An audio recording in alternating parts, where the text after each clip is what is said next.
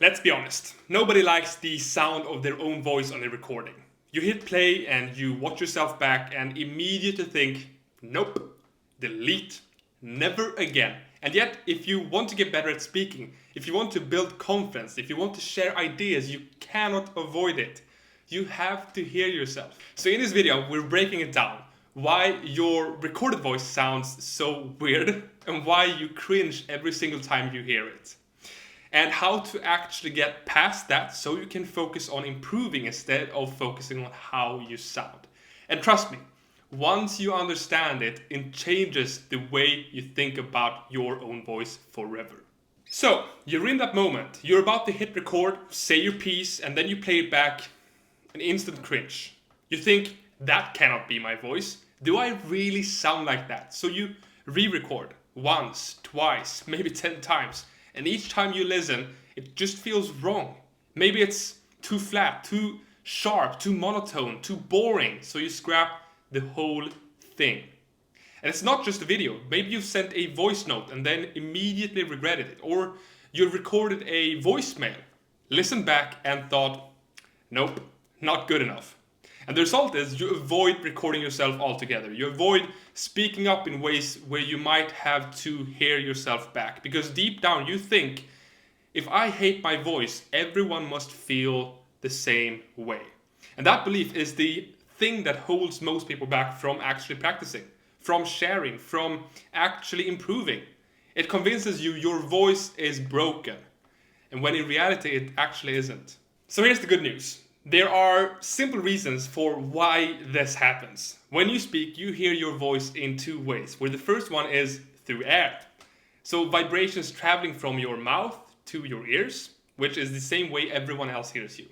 And then the second one is through your bones. Vibrations traveling inside your skull, which makes you sound deeper, fuller, and warmer to you.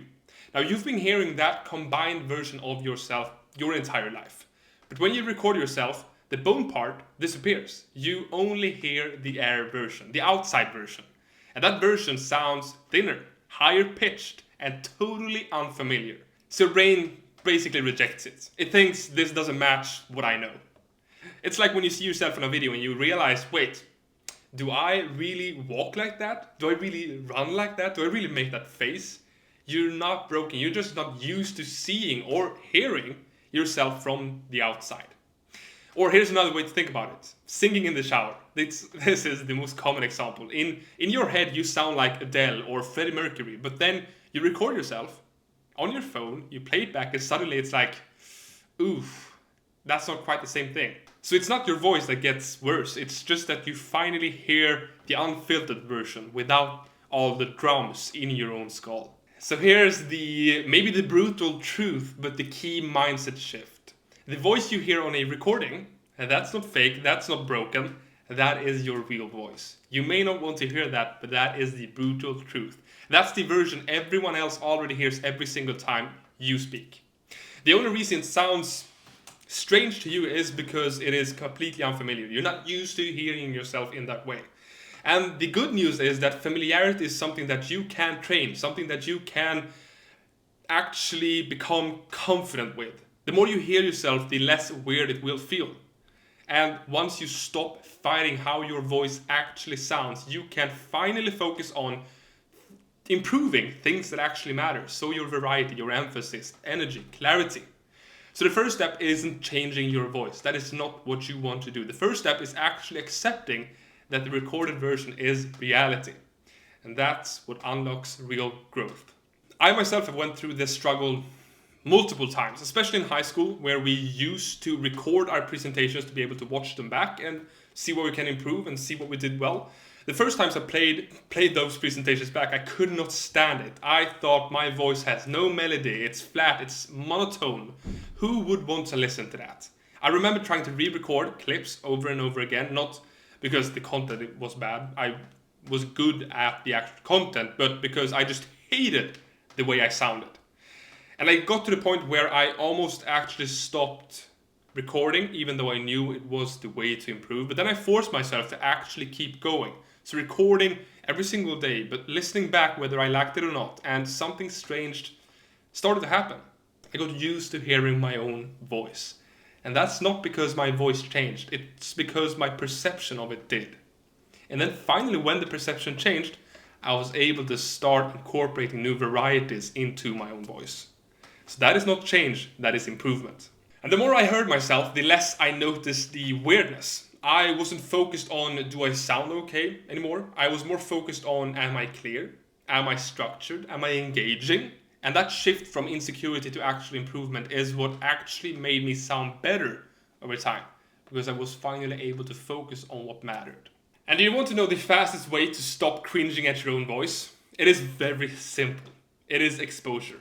Recording yourself every single day. That is how you're going to become familiar with hearing your own voice. It does not have to be long videos. Even just 30 seconds is completely enough. Play it back, listen, and then do it again tomorrow. And then the day after that, and then the day after that. The more you hear yourself, the faster your brain actually adjusts. What feels unbearable this week might feel totally normal in week 3. It is the repetition that kills the discomfort. And then I want you to change the question that you ask when you hear yourself. Just like I did when I started hearing myself. And that is the question, oof, do I like how I sound? That's the wrong question, because your brain will almost always answer no. I do not like the way I sound. Instead, you should be asking, am I clear? Would someone understand my point? Do I sound easy to follow? When you shift your focus from actually liking your voice to wanting to improve your clarity, you stop spiraling into insecurity and start making real progress. And this one is important. People hear you differently. You might think that I sound boring, but the person listening to you doesn't know what you should sound like. They only hear your real voice. They're not comparing it to this skull-filtered version you've been used to your whole life. That means the gap only exists in your own head. And the second you realize that, you stop judging yourself so harshly. And here's why all of this matters. If you never get comfortable hearing your own voice, you'll avoid recording yourself, which means you'll avoid practicing. And when you avoid practicing, you'll avoid improving.